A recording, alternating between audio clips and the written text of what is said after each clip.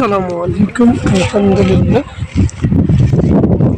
তো যারা অল্প টাকা গরু পালন করতে চান তারা অবশ্যই 3 মাসের প্রজেক্টটা করতে পারেন। তো আপনার এলাকায় যদি মাঠ থাকে সেই মাঠে গরু কিনে ছেড়ে দিয়ে এই আমার মতো এভাবে পালন করে লাভবান হতে পারেন। তো দর্শক বন্ধুরা, বিষয় হচ্ছে অ্যাকচুয়ালি 3 থেকে 4 মাসের এই প্রজেক্ট এইভাবে মাঠে উন্মুক্তভাবে ছেড়ে দিয়ে বিনা খরচে পালন করতে পারেন গরু। তো বর্তমানে বিষয় হচ্ছে খাদ্যের অনেক দাম।